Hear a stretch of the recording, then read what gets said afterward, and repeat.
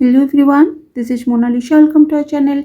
In today's class, we'll discuss the in-text questions of page number 200 and 202 of electricity, which is the chapter number 12 of your NCERT textbook.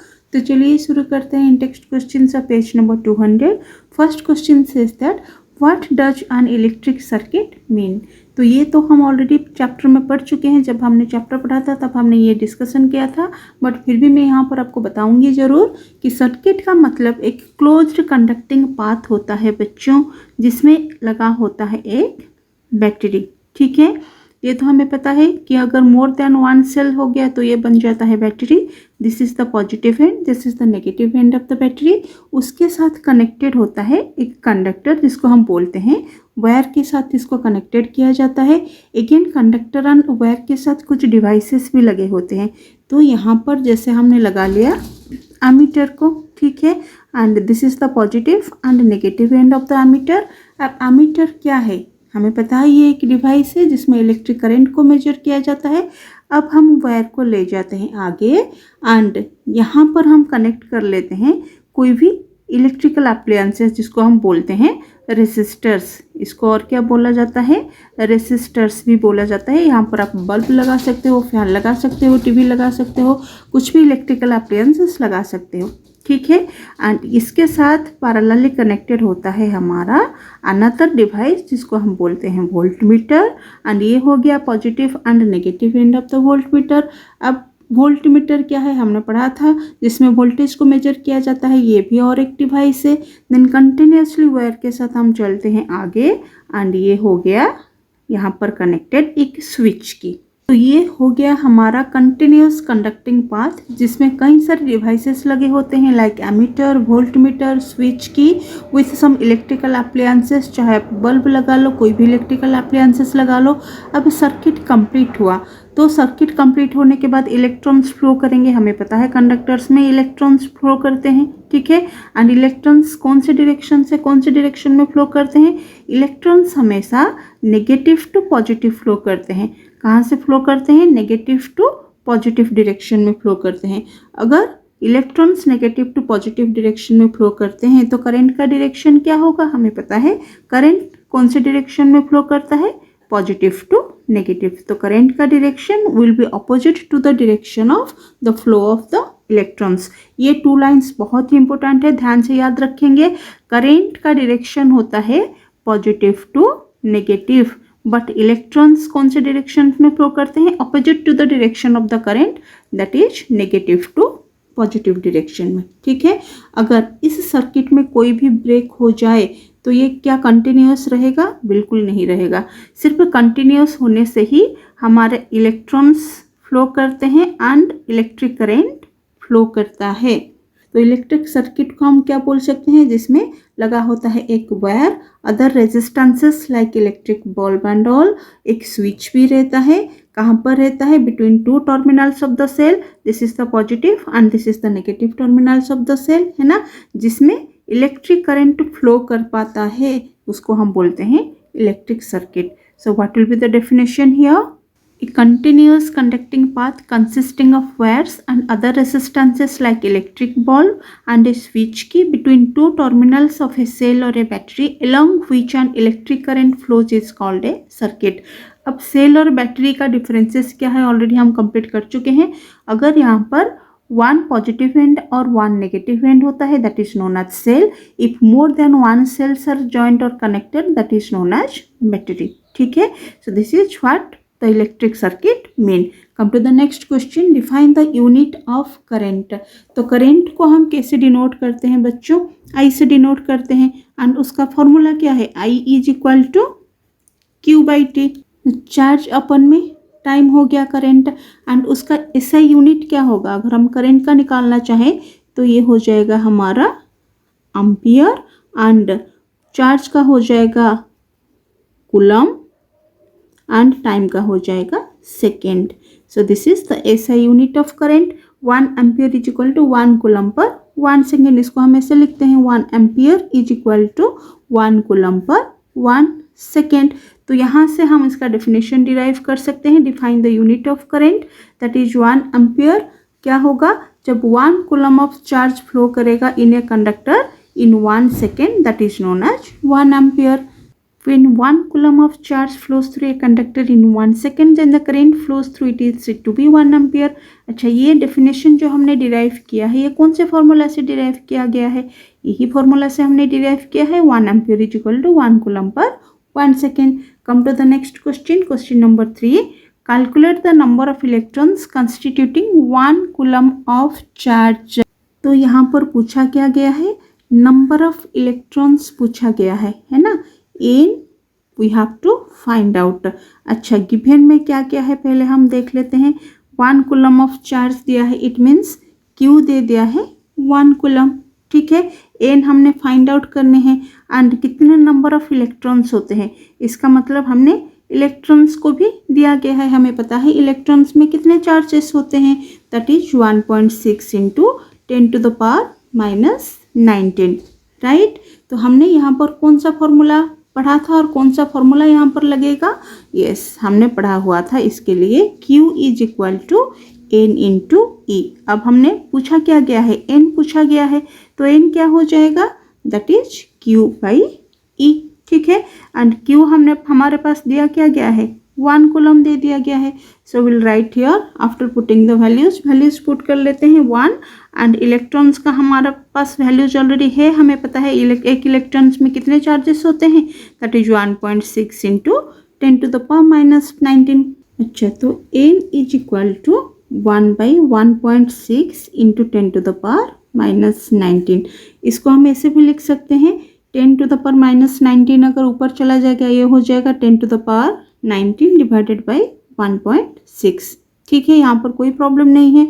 यहाँ से अगर हम यहाँ decimal हटा दें तो ये अगेन हो जाएगा 10 to the power 19 into 10 divided by 16.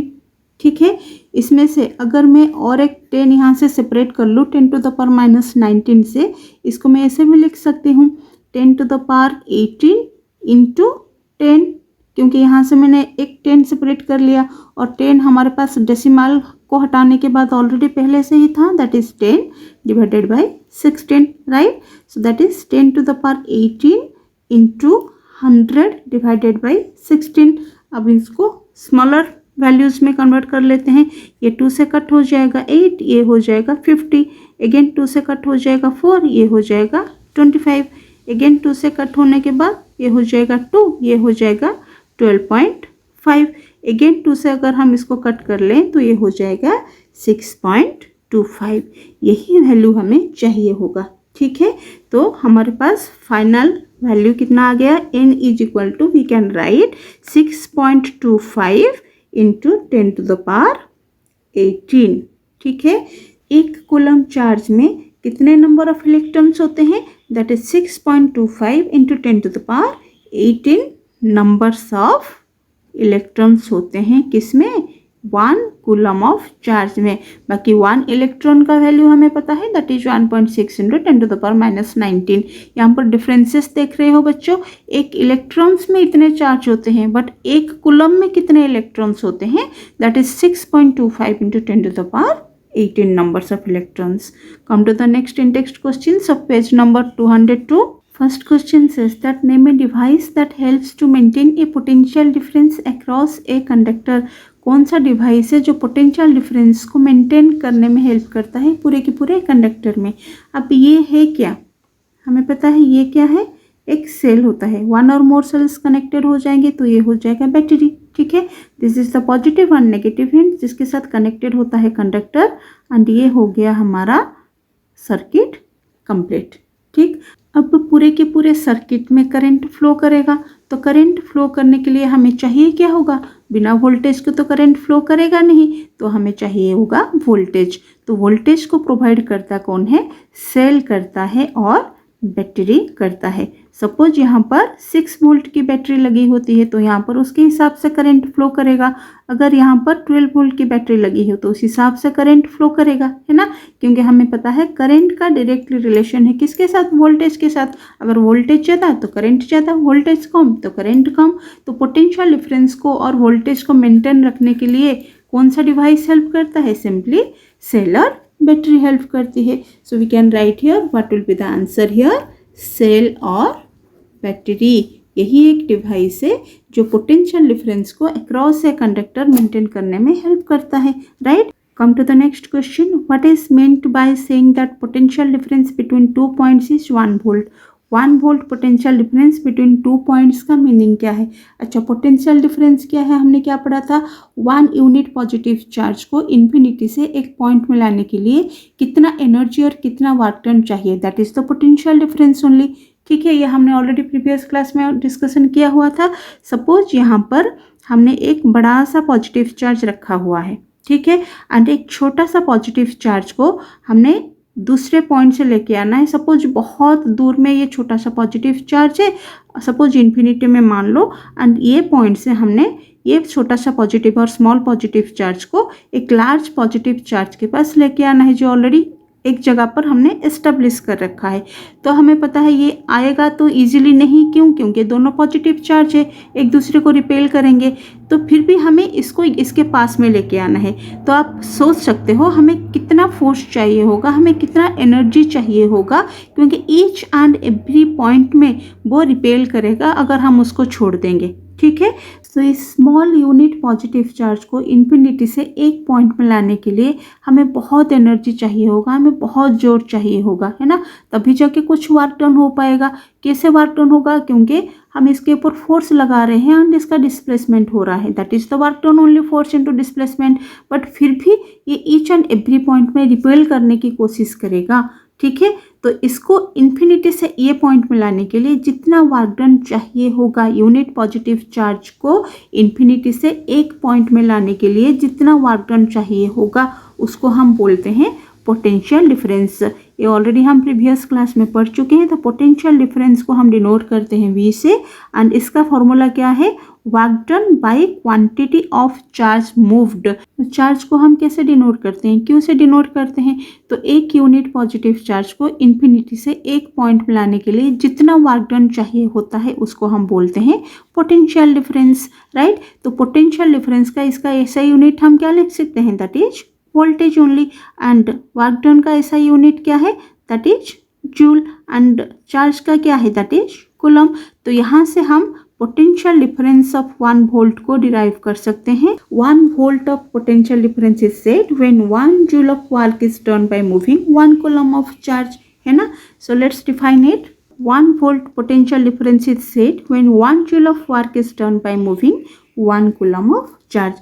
Come to the next question. How much energy is given to each coulomb of charge passing through a 6 volt battery? So पहले तो हमें गिवन लिखना है कि गिवन में दिया क्या है, एंड हमने फाइंड आउट क्या करना होगा और क्या पूछा गया है। How much energy is given, इसका मतलब एनर्जी हमें पूछा गया है to each coulomb of charge. It means charge दिया गया है 1 कूलम का चार्ज, ठीक है। एंड हमारे पास पोटेंशियल डिफरेंस और वोल्टेज कितना है? दैट इज 6 वोल्ट की बैटरी लगी हुई है। ये हमारे पास गिवन है, एंड हमें फाइंड आउट करना है कितना एनर्जी हमें चाहिए होगा ईच कूलम ऑफ चार्ज को पास करवाने के लिए, जहाँ पर 6 वोल्ट की बैटरी लगी हुई है। So it's very simple. यहाँ पर हमने पता है एनर्जी का मतलब क्या है, वर्क डन होता है, जस्ट बिफोर हमने डिस्कशन किया था। तो यहाँ पर कौन सा फॉर्मूला लगेगा? सिंपली पोटेंशियल डिफरेंस का, that is V is equal to W/Q। तो यहाँ पर वर्क डन जितना हमने करना होगा दैट इज द एनर्जी। सो यहाँ पर V हो जाएगा E/Q हम लिख सकते हैं, नो प्रॉब्लम हियर। सो हमारे पास एनर्जी कितना आ जाएगा? V into Q। And after putting the values, यहाँ पर वैल्यूज पुट करने के बाद वोल्टेज हमारे पास दिया गया है 6 वोल्ट, एंड हमारे पास चार्ज दिया गया है 1 कूलम। तो ये हो जाएगा 6 जूल, क्योंकि एनर्जी का ऐसा यूनिट क्या है? हमें पता है जूल ही होता है, राइट। तो 6 जूल ऑफ एनर्जी लगेगी 1 कूलम ऑफ चार्ज को पास करने के लिए, जब वोल्टेज होगी 6 वोल्ट की, right. So that's all about this class. See you in the next class. Thanks for watching this video.